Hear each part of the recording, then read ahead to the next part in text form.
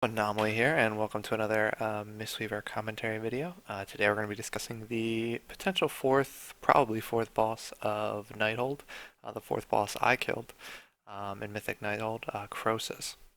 This is a 6-minute fight, 3 healed, very intensive, and I think probably a lot of fun. The healing that you do really depends upon who your other two healers are in your comp. So I'll touch upon that briefly as we start the video, but without further ado, let's jump right in. So like I said, Mythic Krosus, it's a 3 healed fight. We happen to be running Holy Paladin, Druid, and then myself, the Mistweaver.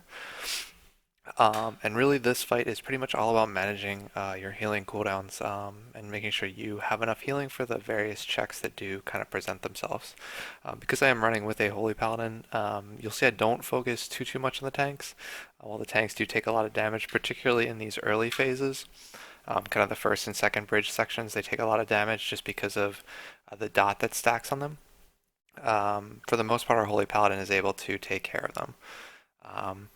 So what you'll see here is I get an early innervate and start kind of essence font spamming out.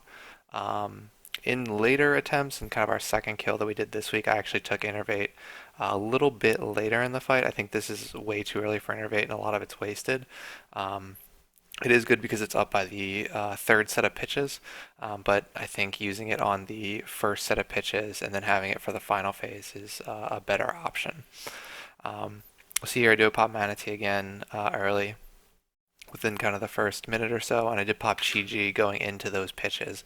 The reason I popped Chi-Ji a little early there because it will be coming off cooldown before the third pitches again, and you'll have a nice little Chi-Ji cooldown there. Again, like I said, this is all really about kind of maximizing your healing, so it's understanding what abilities are coming up and how much healing you do need to do. So I get behind the raid there to pop a Chi Burst through them to kind of maximize that healing, and I don't put out too many Essence Fonts. The reason being we had a beam coming up, and I knew that we didn't need a ton of healing right away.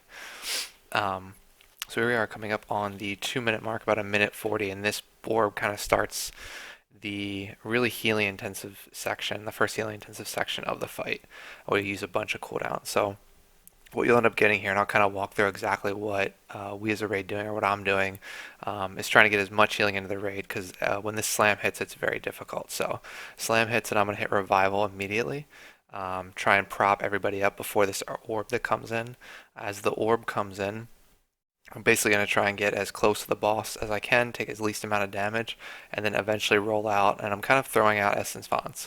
I end up trying to soak a triple here and dying because I wasn't topped off and I didn't have a neck proc up. So I end up kind of staying dead for a good portion of this for that orb that just came through, and then the slam coming up, able to get back up. I did have Manatee and Essence Font spammed out, and that would have been what I used anyway. Again, we have another orb coming in right now, so you want to try and get the rate up as much as possible. Again, you want to, anytime you have Chi Burst coming off cooldown, kind of take a couple steps back and try and shoot it through the melee, and at this point, it should hit most of the range also. So here we have another little bit of a mini combo. It's orb into bridge break. So I'm going to choose to use Essence Font here as we back up. Basically, you want pretty much everybody at about 75% HP based upon the weapons and things that folks have, and they should be safe from the slam. So that's kind of how I gauge. Here we have back-to-back beams, so I'm going to heal a little bit less. Let the druid kind of carry with whatever F-flow ability mushroom ability on the ground.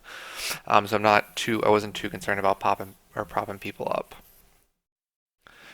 So here again, making sure folks are at about 75% HP. Our Ellie Shaman got dangerously low there.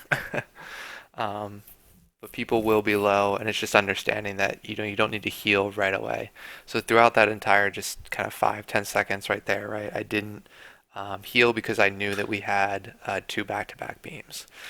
Here I get the innervate for this.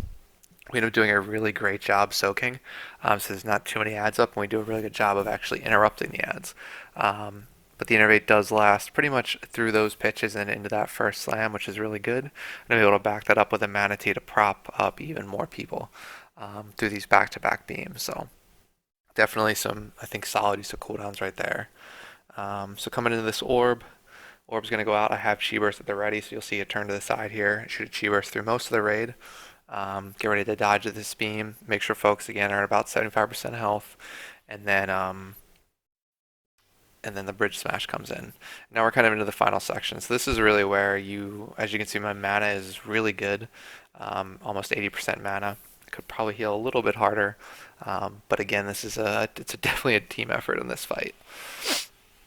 So once these two beams go off, I'm pretty much gonna be healing as much as humanly possible.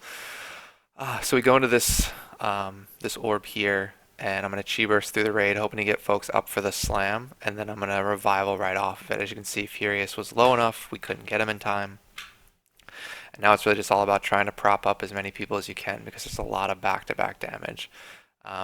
We get a little bit of a reprieve of nothing too crazy going in through here, because you get back-to-back beams. You should be able to prop everybody up from there.